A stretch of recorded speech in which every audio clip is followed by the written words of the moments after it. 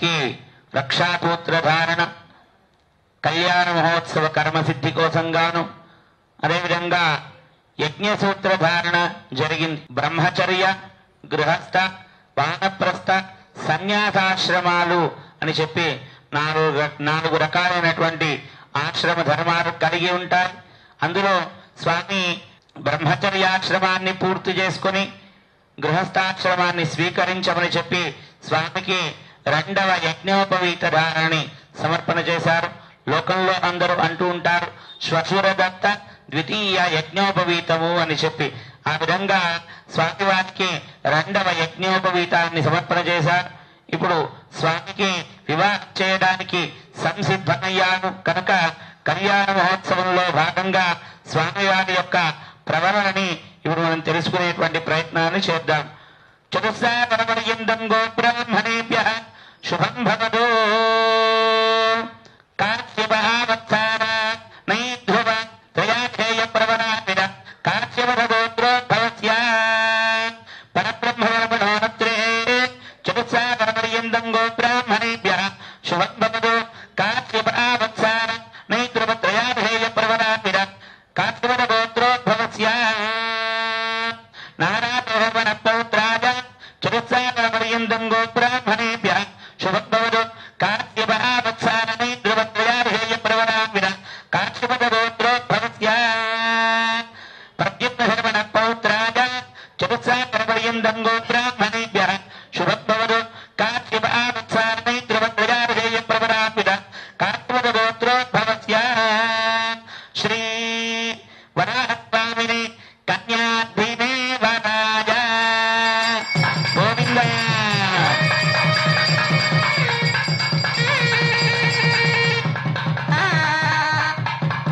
కాశ్యప, ఆవత్సార, నైధ్రువ అనేటువంటి 3 ఋషుల పరంపరలో కాశ్యప గోత్రమునందు ఉత్పన్నమైనటువంటి వాడే పరమాత్మ భూవరాహ స్వామి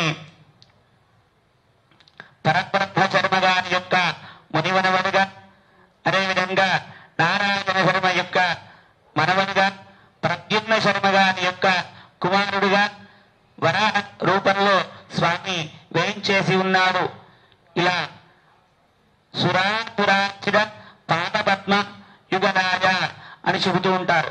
అంటే మంచివాళ్ళు, చెడు గుణం కలిగినటువంటి వాళ్ళు కూడా భగవంతుని యొక్క సుగుణాన్ని ఎల్లప్పుడూ కీర్తిస్తూ ఉంటారట. అది విశేషమైనటువంటి గుణం. ఒక చెడు గుణం కలిగినటువంటి వాడు మంచి గుణం కలిగినటువంటి పరమాత్మ యొక్క గుణాన్ని కీర్తించడం అంటే అది సాధారణమైనటువంటి విషయం కాదు. అలా లోకంలో ఉండేటువంటి వాళ్ళందరూ కూడా భగవంతుని యొక్క తత్వం, భగవంతుని యొక్క కళ్యాణ గుణాన్ని విశేషంగా కీర్తిస్తూ ఉంటారు. ఆ కళ్యాణ గుణాలు లోకంలో ఉండేటువంటి వాళ్ళందరికీ కూడా అన్ని రకాలైనటువంటి మంచిని అందజేస్తాయి.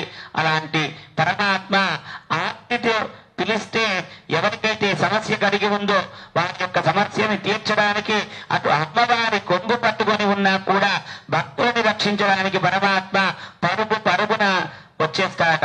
అలాంటి భక్తి కలిగినటువంటి భక్తుని యొక్క కోరికలు తీర్చడానికి పరమాత్మ ఎల్లవేళలా కూడా సంసిద్ధమై ఉంటాడు. ఆర్తి చే పిలిస్తే వచ్చేస్తుంటాడట. ఆర్తత్రాణ పరాయణుడు. అలాంటి స్వామి ఆయన ఈనాడు భూవరాహ రూపంలో స్వామి వేయించేసి ఉన్నాడు. ఇప్పుడు అమ్మవారి యొక్క ప్రవరణని కూడా తెలుసుకునే ప్రయత్నాన్ని చేద్దాం. చతుస్సాగరపర్యంతం గోబ్రాహ్మణేభ్యః శుభం భవతు. చతుర్వేదశాఖాధ్యాయినీ సౌభాగ్య విద్వంబరత్రయావిధేయ ప్రవరాన్విత సౌభాగ్య గోత్రోద్భవీ వసుంధరత్రయావిధేయ ప్రవరాన్విత లావణ్య గోత్రోద్భవీ విపుధర్మణోనత్రీ గక్వరశర్మణ పౌత్రీ కార్తిపుషర్మణ సంకల్పపుత్రీ ఇమాం భూదేరీనామ్నీ వరాధినీ కన్యా వసుంధర స్థిరధ త్రయాభిషేయ అని అటువంటి 3 ఋషుల పరంపరలో లావణ్యము అనేటువంటి దాన్ని గోత్రం కలిగినటువంటిదిగా అమ్మ చాలా ఉత్కృష్టమైనటువంటి దయాగుణం, క్షమాగుణం, క్షమయా దరిత్రి అంటారు. అట్లాంటి భూస్వరూపిణి అయినటువంటి అమ్మ మనకు ఈనాడు లక్ష్మీ స్వరూపిణిగా, భూస్వరూపిణిగా మనల్ని అందరినీ కూడా ఉజ్జీవింప చేయడానికి పరమాత్మ యొక్క 64 గుణాలు కలలన్నీ కూడా మనకు అనుగ్రహించేలాగా మన తరఫున ఆ యొక్క స్వామికి తెలియపరిచేటువంటి సుగుణాలు కలిగినటువంటి ఆత్మ ఇక్కడ భూ స్వరూపంగా అమ్మ వేయించేసి ఉంది. అలాంటి అమ్మని ఇలాంటి స్వామిని ఒక్కటి చేయడమే కళ్యాణంలో మన మనస్సు అనేటువంటి కన్యని భగవంతుడికి అర్పణ చేయడమే కన్యాదానం కనుక ఆ ప్రక్రియలో భాగంగా మనమంతా కూడా సంసిద్ధమై కళ్యాణ మహోత్సవాన్ని సేవిస్తూ ఉన్నాము. ఆ అమ్మవారిని స్వామికి ఏకీకృతం చేసేటువంటి సుముహూర్తం ప్రారంభం కాబోతోంది కనుక ఇప్పుడు వేద ఆశీర్వచనం ప్రక్రియ జరుగుతూ ఉంటుంది.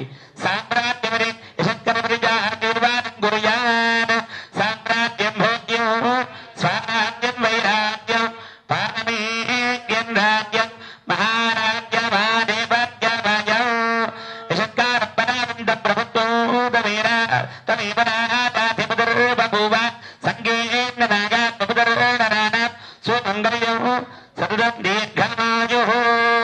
అందరూ చెప్పండి. అట్లాంటి అమ్మని ఇలాంటి స్వామికి ఇచ్చి మేము ఎల్లవేళలా దాతులమై ఉంటాము అని చెప్పండి అందరూ. అహోదాత్యామి అహోదాత్యామి అహోదాత్యామి ఆగనాగ్రం కూర్చుంద్యాన్ అయం దేవిష్టరో విష్టరో విష్టర ప్రక్షాళనం గురుజాగో. బాబు బ్రహ్మ కడిగిన పాదం.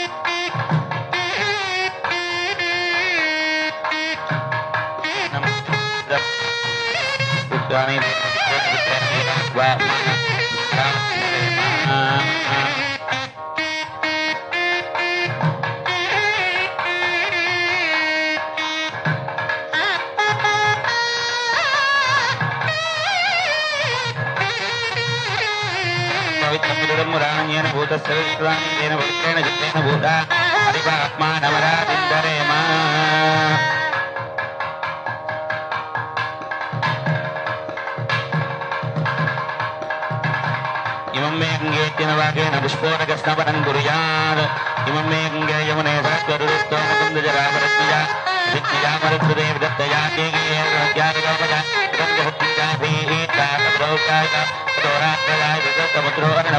సముద్రారణవారిహం వక్రోజాయన హోరాత్రాన్ విదురత్తికృశరోభి సూర్యాజన్నమరోధారాజరా పూర్వమకల్పయదు శివం జ పృథివీంజాంతరిత్యమనోర్వః తత్పృథివ్యాకుంగజత్వమాంతరిత్యే విదోః అజో భూమి త్వమాగం రోదయత్వ ప్రవదంతిరీరాః ఆత్రాః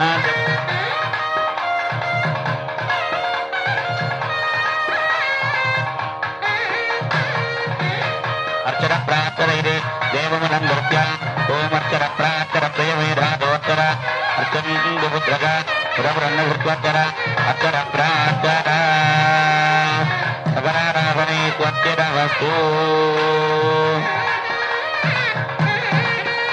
అదమరువర్గం గరిమరు సంయుక్తం స్వర్ణపాత్రేణ నిధాయ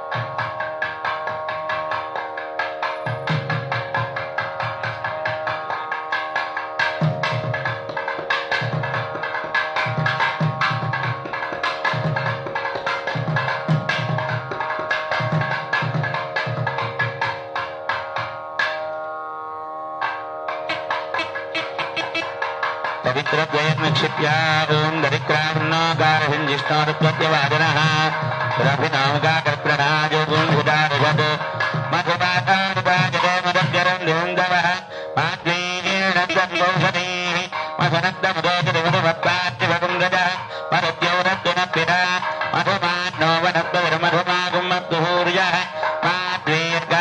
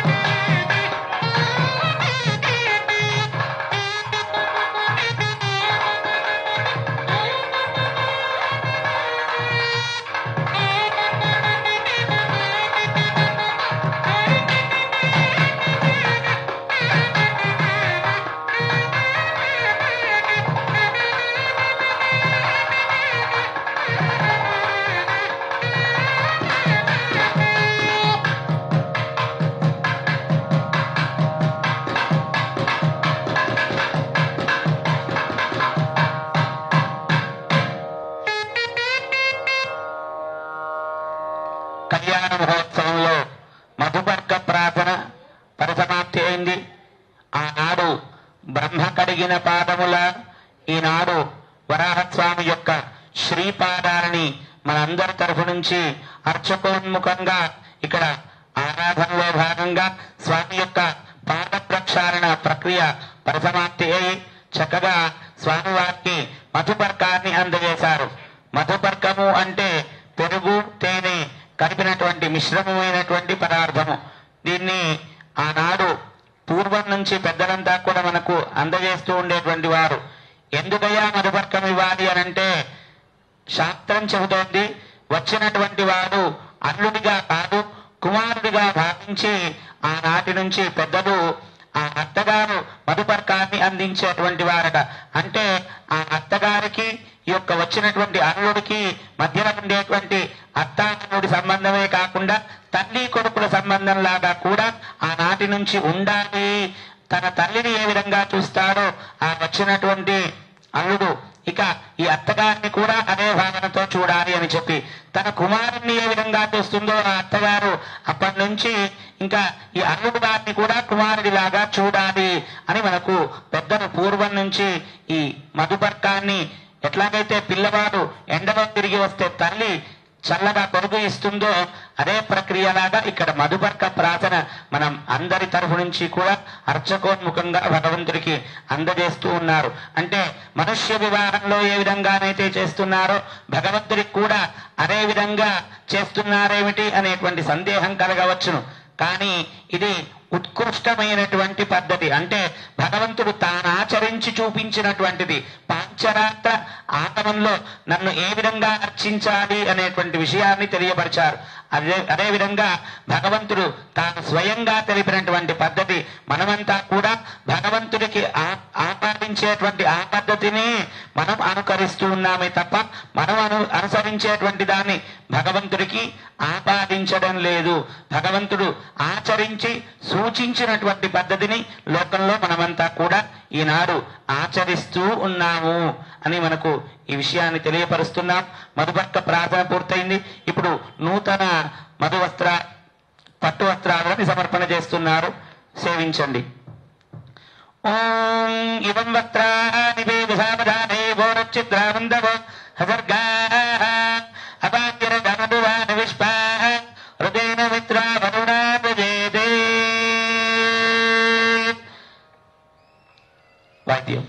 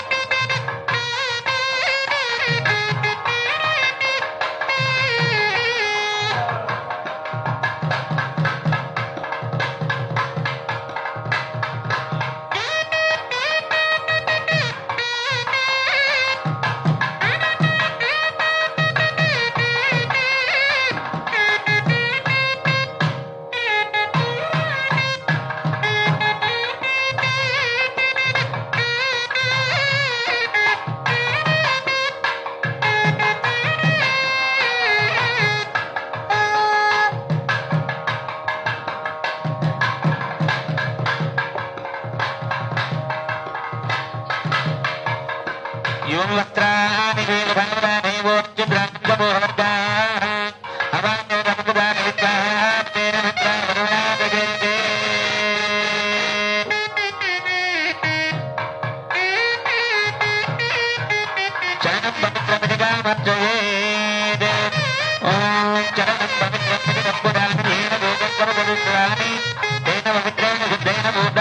హరిబాత్మానవరాత్మరేమ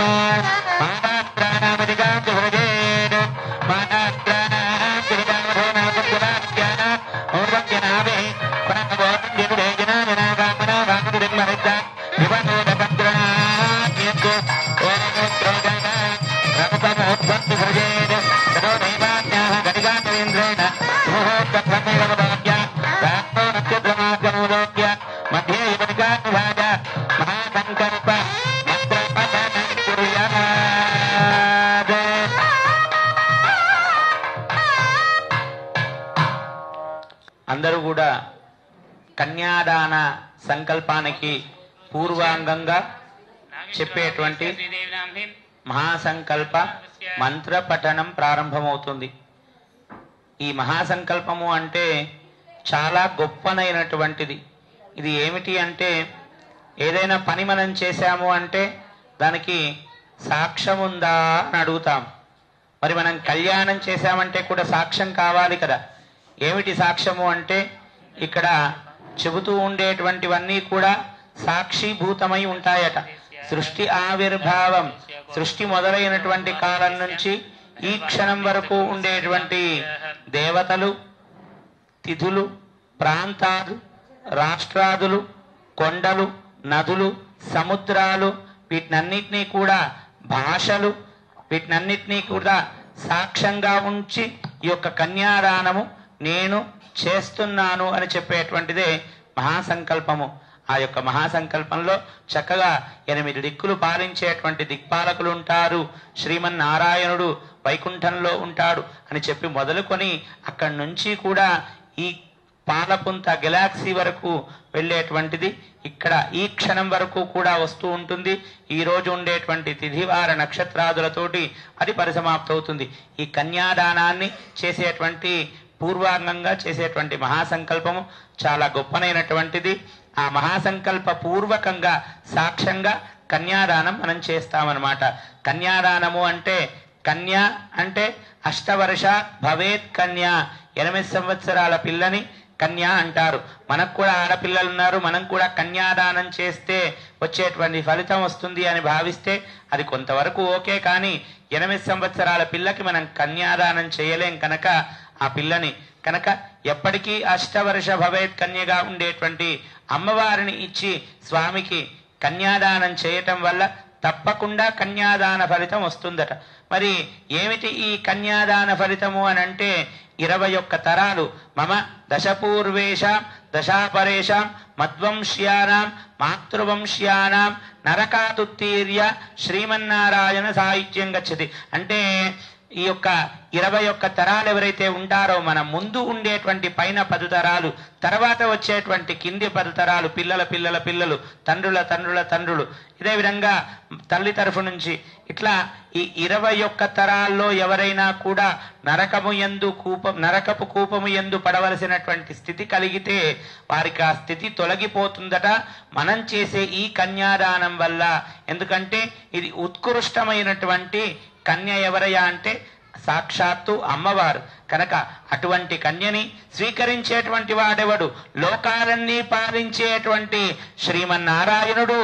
ఆయన ఏదైతే కూడా అడిగితే ఇవ్వగలిగేటువంటి స్థితిలో ఉండేటువంటి వాడు ఏం చేస్తున్నాడయ్యా అంటే, కన్యాదానం చెయ్యమని చెప్పి మన దగ్గరకు వచ్చి దోసిని పట్టుకొని కన్యను స్వీకరించడానికి సిద్ధమై ఉన్నాడట. లోకంలో ఏదడిగినా ఇవ్వగలిగేటువంటి వాడు మన దగ్గరకు వచ్చి మన దగ్గర నుంచి ఒకటి తీసుకుంటున్నాడు అని అంటే మనం ఎంత భాగ్యవంతులమండి. ఏదైనా ఇచ్చేటువంటి వాడికి తిరిగి ఇవ్వగలిగేటువంటి యోగ్యత ఏదైనా ఉంటుందా అంటే అది ఒక్క కన్యాదానమే. ఒక పూట భోజనం పెట్టామనుకోండి, తిన్న 1 గంట తర్వాత అరిగిపోతుంది, అరిగిపోయిన 2 గంటల తర్వాత మర్చిపోతాము. లేదా మంచి బట్టలు ఇచ్చామనుకోండి, అవి వేసుకున్నంత కాలం జీర్ణం కాకుండా చినిగిపోకుండా ఉన్నంత కాలం గుర్తుంటుంది. లేదా బంగారం ఇచ్చామనుకోండి, అది మన మెడలో వేసుకున్న అలంకారప్రాయంగా ఉన్నంత కాలం గుర్తుగా ఉంటుంది. అట్లా ఏ దానం చేసినా కూడా ఆనాటి వరకు అది మనతో ఉన్నంత వరకు మాత్రమే గుర్తుంటుంది. కానీ కన్యాదానము ఈ కట్టె కాలిపోయి ఉండేంత వరకు కూడా మనతోటే ఉంటుంది. అట్లా మనల్ని ఎప్పుడూ కూడా శ్రీమన్నారాయణుడికి గుర్తు చేస్తూ ఉంటుంది. ఏమిటయ్యా, శ్రీమన్నారాయణమూర్తి నీకు కన్యాదానం చేసినటువంటి వాళ్ళు వీళ్ళయ్యా, కనుక తప్పకుండా వీళ్ళని రక్షించేటువంటి బాధ్యత నీ పైన ఉంది అని చెప్పి ఎల్లప్పుడూ కూడా శ్రీమన్నారాయణుడికి గుర్తు చేస్తూ ఉంటుంది అమ్మవారు. కనుక అటువంటి ఉత్కృష్టమైనటువంటి కన్యాదానం ఈనాడు మనం చేసుకునేటువంటిది. చక్కగా శ్రవణం చేస్తూ ఉండండి. మహాసంకల్పం పూర్తయ్యేంత వరకు ఒక్కొక్క చుక్కగా నీరు మీరు వేస్తూ ఉండండి. కన్యాదాతలుగా కూర్చున్నటువంటి వాళ్ళు, మిగతా వాళ్ళంతా చక్కగా నారికేల ఫలాన్ని పట్టుకొని మీరు కూడా అమ్మవారి చేతులు మీ చేతుల యందు ఉన్నట్లుగా స్వామి మీరు ఇచ్చేటువంటి కన్యాదాన ఫలాన్ని స్వీకరించడానికి సంసిద్ధమై ఉన్నట్లుగా చక్కగా నమస్కారం చేసుకొని ఉండండి. కన్యాదాన సంకల్పాన్ని చివరిలో మీ అందరితోటి కూడా చెప్పిస్తాము. ఓం అధానంద వీర్యస్య శ్రీవరాది నారాయణస్య పరిపదశక్త్యా ప్రియమానస్య మధ్యే భ్రమణమానానానేకకోటి బ్రహ్మాండానామేకమే ప్రకృతి మహదహంకార ఆకాశవాజ ముక్తజన పృథివ్యాంబరణైః తద్విరాదే మహద్ బ్రహ్మాండ కరత్న మండలే శ్రీవరాహ పూర్వానందైరావనాద్యుద్ధదిగ్గజోభయ ప్రతిగ్ధిరత్యా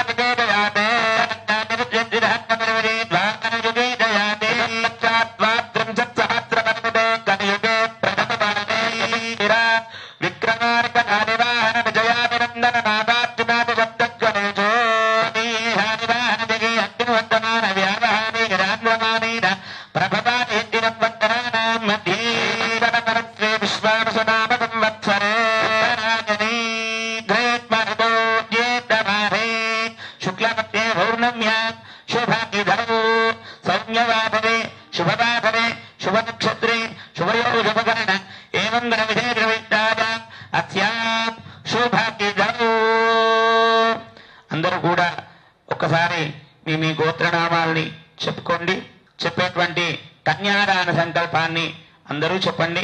మమా మమా అనాది అనాది అవిద్యా విద్యా సనయా ప్రవర్తమానే వర్తమానే అస్మిన్ అస్మిన్ సంసార చక్రే సారచక్రే మహతే నానాయోనిషు నానాయోనిషు జనిత్వా ద్వా నాభి నాభి మమ మమ భాగ్యా భాగ్యా విశేషేణ విశేషేణ ఇదానీ ఇదానీ మనుష్య జన్మ మనుష్య జన్మ ప్రాప్తవదః ప్రాప్తవదః నమః జన్మ ప్రభృతే ప్రభృతే ఏతద్ క్షణపర్యంతం క్షణపర్యంతం కృతానా విధాన విధాన పాదక పాదక పాదక పాదక దీన దీన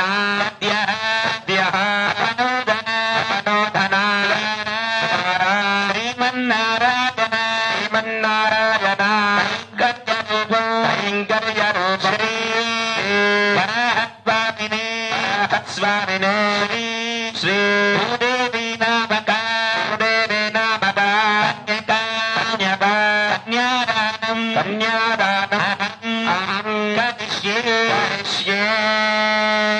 మళ్ళీ 2 చుక్కలు నీళ్ళు వేయండి. కన్యాదాన సమయే కన్యాదాన సమయే గోదాన గోదాన భూదాన భూదాన కన్యదాన కన్యదాన సానగ్రామ సానగ్రామ మహాదాన మహాదాన ప్రత్యామ్నాయ ప్రత్యామ్నాయ దక్షిణాదాన దక్షిణాదాన పిత కన్యాదానం కన్యాదానం శ్రీ వరాహస్వామి వరాహస్వామి ప్రియత ప్రియత ప్రభవే బాహుభ్యాం పూష్ణోత్తరాభ్యాం ఆనదే.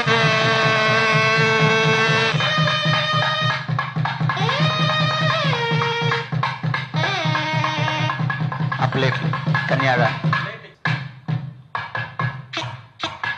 గోపూహరణ్యదాన గ్రామరానువహిత కన్యాదానం శ్రీ వరాహస్వామి ప్రియదా తిష్టంది భువనాన జగద్భవ పుష్పానద్యా ప్రధానేన అనశాంతి ప్రయచ్చమి హిరణ్యగర్భగర్భగ విభాగో అనంతపుణ్యఫలద అనశాంతి ప్రయచ్చమి అనేన గోదాన భూదాన హిరణ్యదాన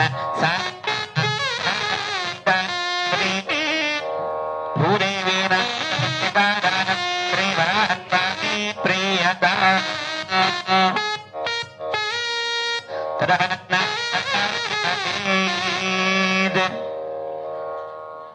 తర్వాత లగ్నాష్టకాలు సజీరగుడ ధారణ ప్రక్రియలు జరుగుతాయి. శ్రద్ధాళువులై సేవిస్తూ ఉండండి.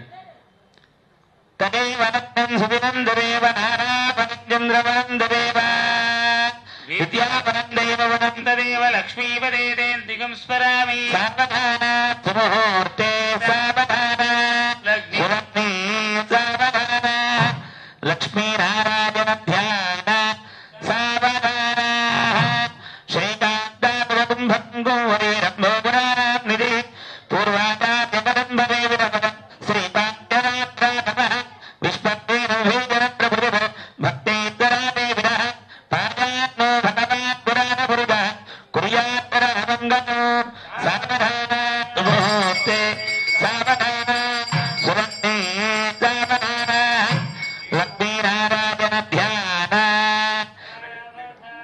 శ్రీలక్ష్మీ గమనాదయామృపదే రామానగద్రక్షిణీ సకలేశ్వరే సరసిజా భాగ్యానుసంధాయినే శోకాంగే ఉపనేశ్వరే ఉపనీరాజరీత్రే భవే యాన్నో భగవాన్ పురాణ పురుష కుర్యాత్ సదా మంగళం. సావధాన ముహూర్తే సావధాన సురత్నే సావధాన లక్ష్మీనారాయణ ధ్యాన సావధాన శ్రీరంగే గరుడాతరేంజనగిరో విద్మాజరే మందిరే వైకుంఠే కనకాతరే జగరో నారాయణ ఛాజలే లోకాలోకమహాతరే జనషదో పుణ్యాతరే వాత్మయః యాన్నో భగవాన్ పురాణ పురుష కుర్యాత్ సదా మంగళం.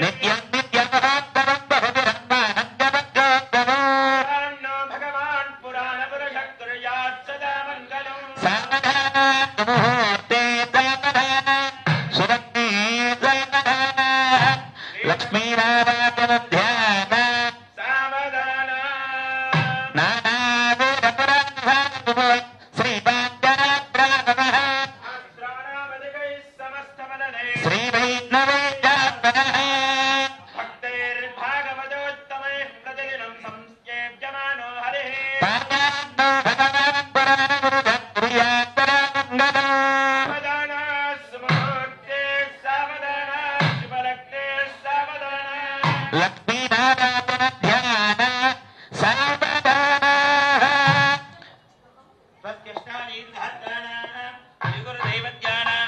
సమస్తైకదాచార మహామండోపూర్వైష్ణవర దేహవివీన సమస్తమంగళానందిర్గత్య సకలకత్యానాద్య అగ్నిరమీరుద్య శంగవిగ్రహరాత్మాత్యాదిర్గత్య తిదివాన్ నక్షత్ర ముహూర్త పౌరాత్రేకానువాంధుపాద్వాభ త్రింశాంశుభ్రుభ్యనభ్యుభ నిరంతరమనుభూతా శక్తివర్వేద్దా శుభైకాధ్వత్తానపదయా సుముహూర్తా సుప్రసన్నా వరదారవందో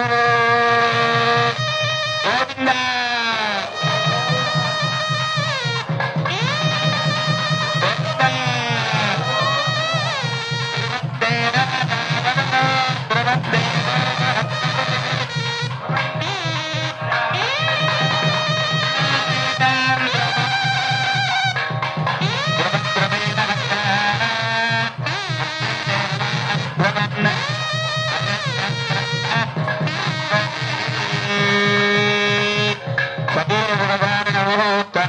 సుముహూర్తో అస్తు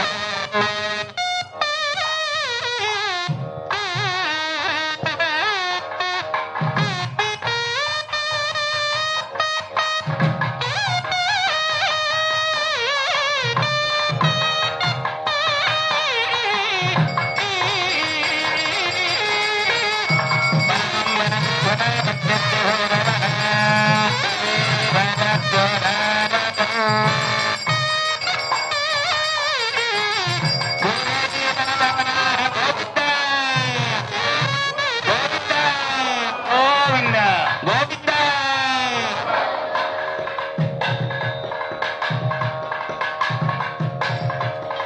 ఆదాయ పునఃప్రాణాయామ్య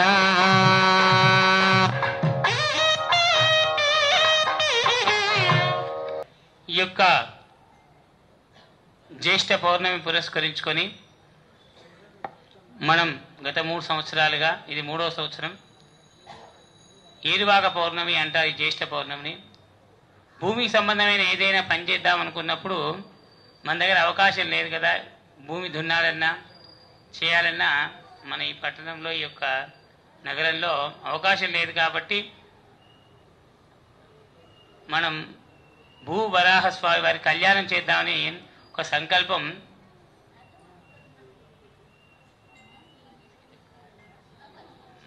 మా యొక్క దేవాలయం వారికి రావటం,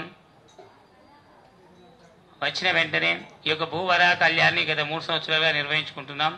ముఖ్యంగా భూవరాహ కళ్యాణం నిర్వహించుకోవడానికి కారణం ఏంటంటే అసలు వరాహస్వామి అవతారం ఎట్లా జరిగింది అనేది మనం చిన్నగా ఒక 5 నిమిషాలు తెలుసుకుందాం.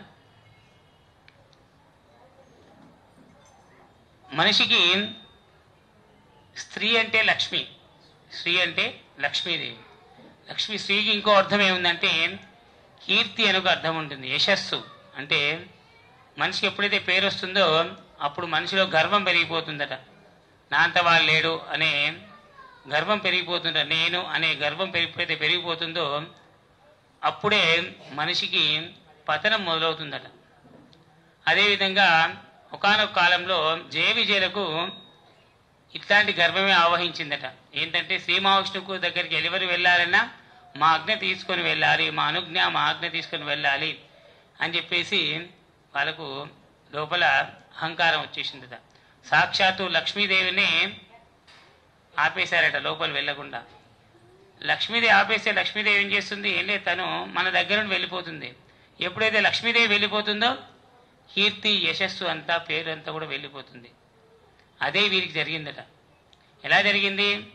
సనక సనందాలు వచ్చి శ్రీమహావిష్ణువుని దర్శించుకుందాం అనుకుంటారట. దర్శించాలనుకున్నప్పుడు వారిని ఈ యొక్క జయవిజయులు అడ్డగిస్తారట. మీరు వెళ్ళడానికి వీల్లేదయ్యా, లోపల స్వామివారు ఏకాంతంలో ఉన్నారు, శ్రీమన్నారాయణమూర్తి వైకుంఠంలో, మీరు వెళ్ళడానికి వీల్లేదు అన్నప్పుడు వారు వీరిని శపిస్తారట. మీకు ఇంత గర్వం ఆవహించింది, ఎందుకు ఆవహించింది? లక్ష్మీదేవి ఎప్పుడైతే ఆగ్రహాన్ని పొందారు కదా అక్కడ వాళ్ళు, వెంటనే వీరికి ఆ లక్ష్మీదేవి పోయి కీర్తి కూడా పోయిందట. పోయి వాళ్ళంతా ఆ మునీశ్వరులు వీరికి శాపం ఇచ్చారట. ఏంటి? మీరు శాశ్వతంగా వైకుంఠాన్ని దూరం అయిపోతారని చెప్పి శాపం ఇచ్చారట. అప్పుడు ఆ విషయం మెల్లగా వెళ్ళి శ్రీమహర్షి దగ్గర పోయి వినిపించినట్ట, మహారాజా శ్రీమన్నారాయణ, మేము నిన్ను లేకుండా ఎలా ఉంటామయ్యా అని చెప్పి అన్నప్పుడు ఆ శ్రీమహర్షి మునీశ్వరుల శాపాన్ని మనం తప్పకుండా అది అనుభవించాల్సిందే అని చెప్పేసి 7 జన్మల సన్నిహితము 3 జన్మల వైరము పొందేటట్టుగా ఏదైనా కోరుకోమన్నాడు. అంటే 3 జన్మలు విరోధంగా ఉంటారా, లేక 7 జన్మల పాటు కలిసి ఉంటారా, నాతో సేవ చేసుకుని ఉంటారా అంటే, కాబట్టి 3 జన్మల వైరం అయినా పర్వాలేదు కానీ 3 జన్మల్లో అయిపోతుంది కాబట్టి తొందరగా అయిపోతుంది, మేము చేరుకోవచ్చు అని చెప్పేసి వారు ఆ విధంగా కోరుకున్నారట. అప్పుడు స్వామి అవతారాలు ఎందుకోసం ఎత్తాడయ్యా? మన కోసం ఎత్తాడు. ఎవరికి? తన జయ విజయాల కోసమే ఈ అవతారాలు ఎత్తాడు, వేరే పరమార్థమేం లేదు. ఆ జయ విజయాలు మొట్టమొదలుగా హిరణ్యాక్ష హిరణ్యకశపులుగా ఆవిర్భవించారట. అది కూడా కారణం కశ్యప ప్రజాపతి భార్య కోరిక కోరుతుందట. అకాలంలో అనగా అంటే కాలం కాలకమయంలో తన కోరిక కలుగుతుంది చెప్పి కోరుకుంటుందట. అప్పుడు చెప్తాట, నీవు సంధ్యా సమయంలో నన్ను కోరుకున్నావు కాబట్టి నీకు రాక్షసాంశతో రాక్షసులైన వాళ్ళు జన్మిస్తారు అని చెప్పేసి ఆ కశ్యపుడు చెప్తాడట. వారికి పుట్టిన వాళ్ళే హిరణ్యకశప హిరణ్యాక్షులు. హిరణ్యకశపుణ్ణి నరసింహస్వామి సంహరిస్తాడు. ఇక హిరణ్యకశపునికి ఏముంటుందట? మొత్తము నాదే అంటే సృష్టిలో హిరణ్యం అంటే బంగారం, బంగారం మీద పిచ్చి ఎక్కువ ఉంటుందట. అంటే ఎవరికైతే బంగారం మీద పిచ్చి ఎక్కువ ఉంటుందో వానికి ఆశ ఎక్కువ ఉంటుంది. ఆశ ఉన్న ప్రతివాడు అన్నీ నాయే అనుకుంటాడట. అవుపడ్డ ప్రతి వస్తువు, అవుపడ్డ ప్రతి భూమి, అవుపడ్డ ప్రతి జాగా ఆక్రమిస్తాయి. ఇప్పుడు మనం చూస్తున్నాం కదా, అన్నీ కూడా ఆక్యుపైడ్ అయిపోయినాయి, స్థలాలన్నీ కూడా ఆక్యుపైడ్ అయిపోయాయి, ఆక్రమించేసుకున్నారు అక్రమంగా. మరి రిజిస్ట్రేషన్లు, 2 రిజిస్ట్రేషన్లు, 3 రిజిస్ట్రేషన్లు, ఇవన్నీ చికాకులు మనం చూస్తున్నాం కదా. అట్లా హిరణ్యకశిపుడు కూడా భూమిని మొత్తం ఆక్రమించేశాట. ఆ భూమి అంతా కూడా తనదే అని చెప్పేసి ఆక్రమించేశాట. అప్పుడు భూమాతను ఆ హిరణ్యకశిపుని చెరువును విడదీయడానికి స్వామి ఈ యొక్క వరాహస్వామి అవతారం దాల్చాట. అవతారం దాల్చి సముద్ర గర్భంలోకి వెళ్ళాట. మొదలుగా అంగుష్ట మాత్రంలో ఉద్భవించి బ్రహ్మాండమంతమయ్యాట. ఆ బ్రహ్మాండమంతా అవటం ఒకచోట కాదు, అక్కడ వామనావతారంలో అలాగే అయ్యాడు, ఇక్కడ వరాహవతారంలో కూడా సముద్ర గర్భంలోకి వెళ్ళి ఆ అమ్మవారిని తన కోరలతో తీసుకుని బయటికి వచ్చేసాట. ఆ రూపం అదే. అమ్మవారు స్వామివారి దగ్గరగా ఉంటుంది, అంటే ఏదో ముచ్చట చెప్తున్నట్టుగా ఉంటుంది ఆ అమ్మవారి రూపం. ఆ వరాహస్వామి రూపం అలాగే ఉంటుందట. అట్లా తీసుకుని వచ్చినప్పుడు స్వామివారి యొక్క రోమకూపాలు ఉంటాయి కదా, ఆ సముద్ర జలాల కింద సాక్షాత్తు 3 దేవతంతా కూడా వచ్చి నిలబడ్డారంటే, ఇప్పుడు మేము ప్రోక్షణ చేస్తుంటే మీరంతా తలకే వంచారు కదా, అట్లనే సాక్షాత్తు 33 కోట్ల మంది దేవతలు వచ్చి ఈ యొక్క స్వామి కింద నిలబడ్డారట. అట్లాంటి విరాట్ స్వరూపము ఈ యొక్క వరాహస్వరూపం ఒకట. అయితే మరి ఈ స్వరూపానికి ప్రత్యేకత ఏంటయ్యా? ఈ కలియుగంలో ఈ ప్రత్యేకత ఏంటి అంటే, కలియుగ వరుదున్నటువంటి శ్రీమన్నారాయణ ఎక్కడన్నాడు? కలియుగ దైవం ఎవరు ఈ కాలంలో? తిరుమల వెంకటేశ్వర స్వామి. స్వామి భూమిపైనకి వచ్చే ముందు మొట్టమొదలుగా వెంకటాచలం మొత్తం కూడా వరాహస్వామి ఆది పుష్కరంలో ఉంటుంది కదా, స్వామి పుష్కరంలో, అక్కడ ఆధీనంలో ఉందట. వచ్చి ఆ వరాహస్వామిని వేడుకున్నాట, అయ్యా వరాహస్వామి నాకు ఇక్కడ ఉండడానికి కొంచెం జాగా ఇయ్యవయ్యా అని చెప్పేసి వేడుకున్నాట. సరేనయ్యా, నువ్వు వస్తా అంటున్నావు కదా, కలియుగం నీది కదా, కలో వెంకట నాయక కదా, కలియుగం అంతా శ్రీనివాసుందే కదా అయ్యా, నువ్వు ఉండిపో అని చెప్పేశాడు. ఉండిపోతే ఏం చేశాడు ఆయన? మొత్తం 7 కొండలు కూడా ఆయనే ఆక్రమించాడు. 7 కొండలు ఎవరి ఇప్పుడు? ఎవరి అంటే స్వామి ఆక్రమించాడా, ఈయన ఇచ్చాడా? అంటే అంత ఉదార స్వభావుడు. తను ఎంత జాగ తీసుకున్నాడు? కొద్దిపాడు ఆ యొక్క పుష్కరంలో కొద్దిపాడు స్థానం తీసుకొని సాక్షాత్తు 7 కొండలంతా కూడా ఆయనకి ఇచ్చివేశాడు. అట్లాంటి గొప్ప దాత ఈ యొక్క భూవరాహ స్వామి. అందుకే భూమికి సంబంధించినమైన ఎట్లాంటి వివాదాలు కానీ, కొత్త ఇల్లు కట్టుకోవాలని మన కలియుగంలో ఈ యొక్క రోజుల్లో చాలా కష్టతరమైన పని. అట్లాంటిది ఈ భూవరాహ స్వామిని ప్రార్థించే వల్ల నూతన గృహ సంకల్పం తప్పకుండా నెరవేరుతుంది. మీరు మనసులో ధ్యానం చేసుకోండి భూవరాహ స్వామిని. వచ్చే సంవత్సరం వరకు తప్పకుండా గృహయోగం కలుగుతుంది. లేదా మీ భూ వివాదం ఉంది, అది సమసిపోతుంది. ఈఎంఐలు కట్టలేకపోతున్నారు, అది మీకు ఈజీ అయిపోతుంది. అంటే ఆదాయం పెరుగుతుంది, అంటే ఆర్థిక వనరులు పెరుగుతాయి. ఇంట్లో వాస్తు దోషాలు ఉన్నాయనుకోండి, ఆ భూవరాహ స్వామి ధ్యానించుకోవడం వల్ల భూమికి సంబంధించిన ఎట్లాంటి సమస్యలైనా కూడా తొలగించే శక్తి ఈ భూవరాహ స్వామికి మాత్రమే ఉంది. కాబట్టి మనం ప్రత్యేకంగా ఎక్కడా లేని విధంగా హిందూ ధర్మం ఛానల్ TV5 వారి ఆధ్వర్యంలో వైభవంగా గత 3 సంవత్సరాలుగా మనం ఈ కార్యక్రమాన్ని నిర్వహించుకుంటున్నాం. ఈ సంవత్సరం ఇది మనం ప్రతి సంవత్సరం కంటిన్యూగా చేసుకుంటాం. ఇల్లు ఉన్న లేని వాళ్ళు మాత్రమే కాదు, ఉన్నవాళ్ళు కూడా తీసుకోవచ్చు. ఇంకో ఇల్లు అవసరం లేదా మీకు అనే సంకల్పం చేసుకున్న వాళ్ళు కూడా తీసుకోవచ్చు. లేదా వివాహం కాని వారి స్త్రీలకు భూవరాహ స్వామి వారి కన్యాదానం కలుగుతుంది. ఎందుకంటే లక్ష్మీదేవిని దాస్య శృంఖల అంటే ఆ హిరణ్యాక్షుని దగ్గర నుండి బయటికి తీసుకొచ్చాడు కదా, అట్లాగే మీకున్న దోషాలన్నీ కూడా తొలగించే శక్తి ఈ భూవరాహ స్వామికి మాత్రమే ఉంది. కాబట్టి స్వామిని మనసులో ధ్యానం చేసుకోండి. మీరు ఎవరైతే ఈ సంకల్పం చేసుకున్నారో ఆ కొబ్బరికాయలు స్వామి దగ్గర వాళ్ళ పెట్టి రేపు ఉదయం మీకు ఇవ్వడం జరుగుతుంది. దాంతోపాటు కొన్ని వస్తువులు కూడా ఇవ్వడం జరుగుతుంది. అవి మీరు ఏం చేయాలో రేపు ఉదయం చెప్దాం. ఎందుకంటే ఇది లైవ్ ప్రోగ్రామ్ కాబట్టి మనం ఇవన్నీ డిస్కస్ చేయలేం. కాబట్టి కార్యక్రమాన్ని ముందు నడిపిద్దాం.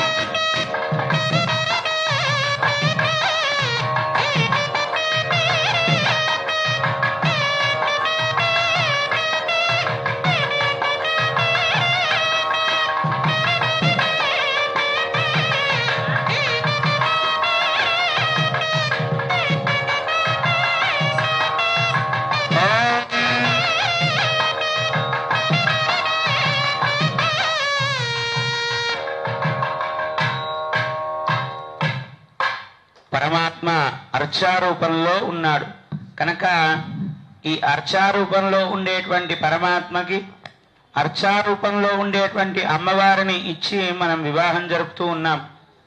తత్సంబంధంగా స్వామి తరఫు నుంచి ఈ సూత్రాన్ని నీకు అందజేస్తున్నాం తల్లి. మమ్మల్ని అనుగ్రహించడానికై ఈ సూత్రాన్ని స్వీకరించండి అని చెప్పి మేము ఇక్కడ ప్రార్థన చేస్తాం. అట్లాగే స్వామి తరఫున మా తరఫున కూడా స్వాములు మీకు సూత్రాన్ని అందజేస్తున్నారు తల్లి. సూత్రాన్ని స్వీకరించమని మీరంతా నమస్కారం చేసుకోండి. క్షీరోధమధనాయాధే బలరూపే మరుద్విజః నమశ్చంద్రధోదర్యే నమస్తే అమృతయోనయే సముద్రతనయే మాదర్లక్ష్మీస్త్వాం ప్రార్థయామ్యహం మాంగళ్యసూత్రం దేవేన యుష్మత్కంఠ సమర్పణే నియోజితోహం బధ్నామి గృహాన పరమేశ్వరే. గోవింద గోవింద గోవింద గోవింద గోవింద.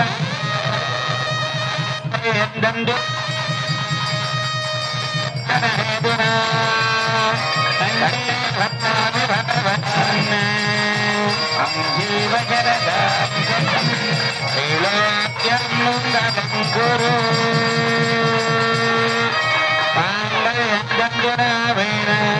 జగద్రజన హేతునా సంతే భక్తాని భక్తన గురు.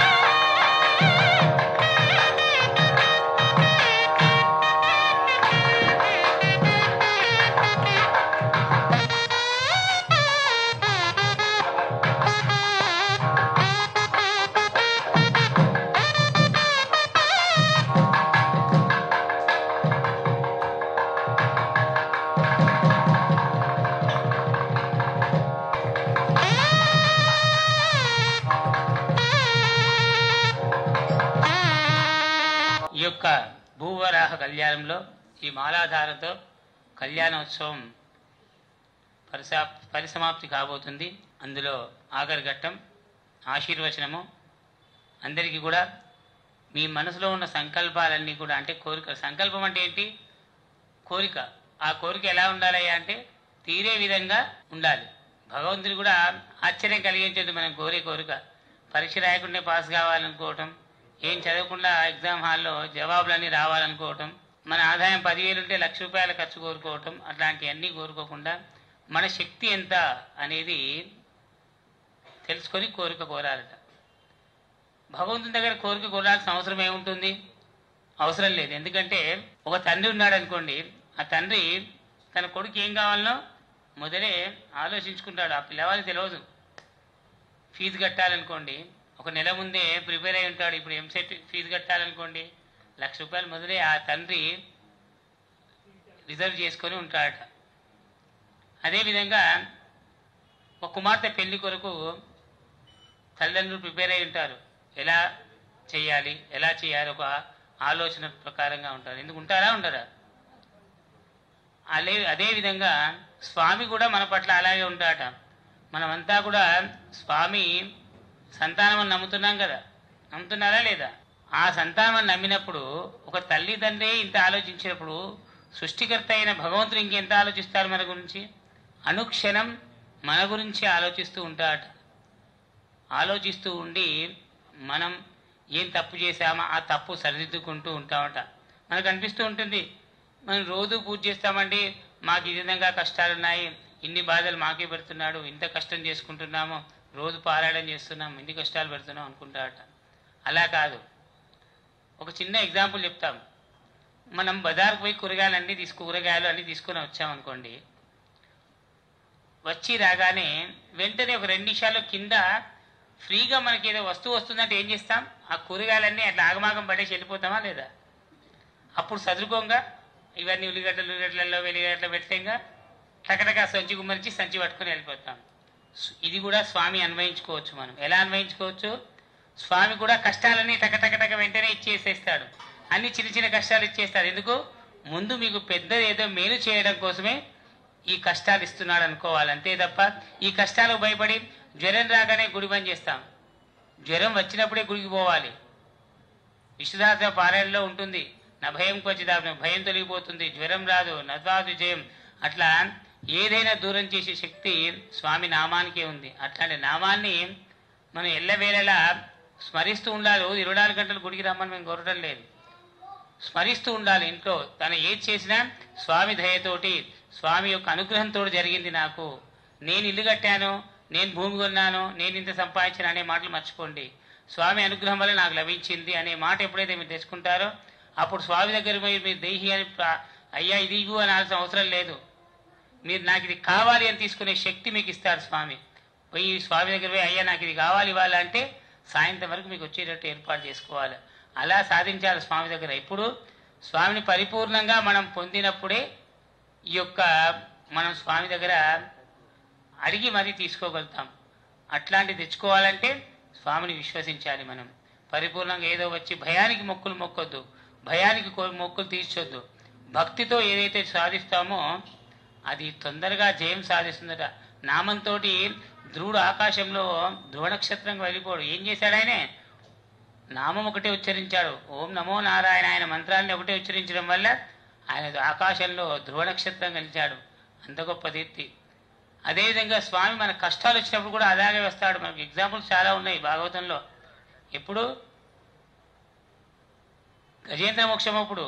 అప్పటి వరకు గజేంద్రుడు ఏనుకున్నాడు, నేను గెలుస్తాను కావచ్చు, ఈ ముసలిని నేను సంహరిస్తాననే ధైర్యంతో ఉండి స్వామిని ఎప్పుడైతే తన శక్తి కోల్పోయాడో అప్పుడే గజేంద్రుడు రంగాన్ని పిలిచాడు. పిలిచిన వెంటనే సిరిగింజప్పక శంఖ చక్రం చేదో ఈ సంపింపక అని ఎవరికి చెప్పకుండా, పక్కనే లక్ష్మికి చెప్పకుండా, శంకు చక్రాలు కూడా ధరించకుండా వచ్చి ఆ యొక్క గజేంద్రుని రక్షించాడు. అట్లా వస్తాడు స్వామి. ఎప్పుడు? నీవు స్వామిని ప్రార్థించినప్పుడే. అన్యదా శరణ్ నాస్తి తమే శరణం మమ, నాకు వేరే ఎవరు శరణ్ లేరయ్యా, నీవే నాకు శరణం అని చెప్పి ఎప్పుడైతే స్వామిని మనం కోరుకుంటామో అప్పుడే మనకు సర్వదా విజయం లభిస్తుందట. అట్లాంటి విజయ ప్రాప్తి పొందాలంటే మనం ఏ దేవునైనా ఆచరించండి, ఈ దేవునే కాదు ఆ దేవునే అని కాదు. ఆచరించే ఏదైతే పూజ కానీ హనుమంతుడు కానీ ఏ దేవుని ఆచరించి ఏ దేవుని పూజించినా మనస్సు సంకల్పం స్వామి మీద నిగ్రహంతో, స్వామి మీద పరిపూర్ణ విశ్వాసంతో ప్రార్థించండి. తప్పకుండా మీ కోరికలు నెరవేరుకుంటాయి. ఈ విధంగా మనం ఈ భూవరాస్వామి కళ్యాణం చేసుకోవడం చాలా ఆనందదాయకం. ఎందుకంటే భూవరాస్వామి కళ్యాణాలు ఎక్కడ జరగవు సాధారణంగా నాకు తెలిసి. ఏదో వరాక్షేత్రంలో, ఇంకా నిన్న చిన్నజయ స్వామి వారి ఒక ఎగ్జాంపుల్ చెప్పారు. ఆ ఇంద్రకీలాద్రి ఎదురుగా విజయకీలాద్రి అని ఒక గుట్ట ఉంది విజయవాడలో. ఆ క్షేత్రంలో ప్రధాన దేవత వెంకటేశ్వర స్వామి. ఆ తర్వాత పోను తర్వాత వరాహస్వామిని ప్రతిష్ఠించారట. ఇప్పుడు వరాహస్వామి దగ్గరికి ఎక్కువ మంది వస్తున్నారట. ఏంటంటే అక్కడ తిరుపతిలో ఈయన తీసుకున్నాడు కదా, ఇక్కడ విజయకీలాద్రిలో ఈ వెంకటేశ్వర కంటే ఎక్కువ ఈ వరాహస్వామి దగ్గరే భక్తులు వస్తున్నారట. మనకున్న వసంత నవరాత్రులు, శరన్నవరాత్రి రెండు ఆచరించాలు. లేని అని కొత్త ఏంటి తొందరపడి వెళ్లకుండా ఉన్న సనాతనమైనటువంటి ఆచార్య పురుషుడు శ్రీమన్నారాయణమూర్తిని స్మరిస్తూ రోజు పారాయణం చేసుకోండి. విష్ణు సహస్రనామార్చన లేదా లలితా సహస్రనామార్చన, ఈ రెండే సహస్రనామాలు ఉన్నాయి. ఈ రెండులో ఏదైనా ఒకటి ఆచరిస్తుండి వారంలో మొదలొక వారం 7 వారాలు, వారంలో 7 ఎన్ని రోజులు ఉంటాయి? వారంలో 7 రోజులు ఉంటే వారంలో ఒక్క రోజు పోవటం మొదలు పెట్టుకోండి. ఒక నెల, 2వ నెల తర్వాత 3 రోజులు పోవటం మొదలు పెట్టండి. వారానికి 3 రోజులు మాత్రమే పోండి, రోజు రాకండి. తర్వాత 4 రోజులు చేసుకోండి, తర్వాత 5 రోజులు చేసుకోండి, తర్వాత 6 రోజులు. అట్లా రోజు దినచర్యలో మాకు టైం లేదండి అనే మాట రానియద్దు. మనం టైం లేదనుకుంటే స్వామి కూడా ఆలోచిస్తాడు, అరే నాకే టైం లేదు వీనికి, నేను కూడా వీనికి టైం ఇవ్వాలన్నా వద్దా అని ఆలోచిస్తాడు స్వామి కూడా. కొంచెం ఆలోచిద్దాంలే, రేపు పొద్దున ఇద్దాంలే నాకు అని చెప్పేసి అనుకుంటాడు. అట్లా అనుకునే పరిస్థితి రానియకుండా, మనకు టైం లేదనే మాట లేకుండా, మన డ్యూటీ 9 గంటలకు అనుకోండి, ఉదయం 6 గంటలు లేస్తున్నాం అనుకోండి, 5:50కి లేవండి. 10 నిమిషాలు టైం కలిసి వస్తుంది కదా, ఆ టైం భగవంతుని కేటాయించండి. ప్రతిరోజు దేవాలయాన్ని ఇచ్చేయండి, దేవాలయాలను కాపాడండి. మన దేవాలయాన్ని మనమే కాపాడుకోవాలి. ఇలాంటి కార్యక్రమాలు దిగ్విజయంగా చేసే విధంగా మాకు తోడ్పాటును అందించండి. అలాగే భగవత్ కృపకు మీరంతా కూడా పాత్రలు కావాల్సిందిగా కోరుచున్నాము. జై గోవింద, జై శ్రీమన్నారాయణ, జై జై జై శ్రీమన్నారాయణ.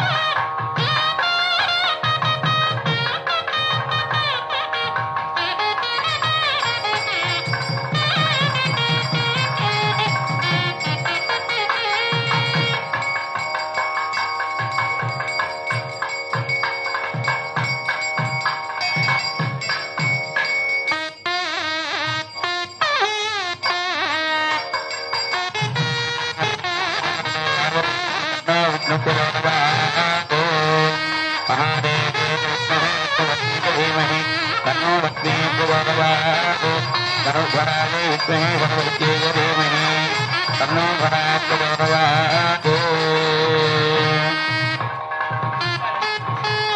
దేవస్యానందానందభోగోస్తు దేవ్యాః ఆనందానందభోగోస్తు స్వామినః గోపిహంత్రాత్మత్యాత్ సఫలాత్ సంగతి భవంతో మహాంతో అనుగృహంతో తదాస్తు.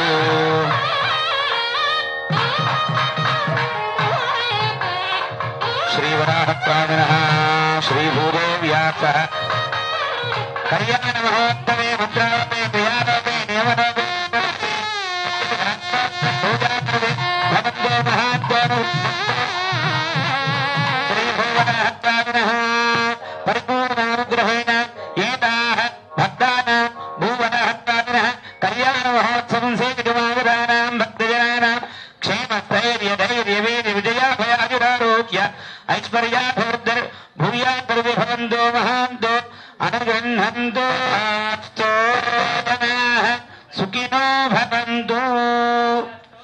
అందరూ నమస్కారం చేసుకొని చెప్పండి. కాయేన కాయేన వాచ వాచ మనస ఇంద్రియైర్వా బుద్ధ్యా ఆత్మనాభ ప్రకృతేః స్వభావాత్ కరోమి యద్యత్ సకలం పరస్మై నారాయణాయేతి సమర్పయామి.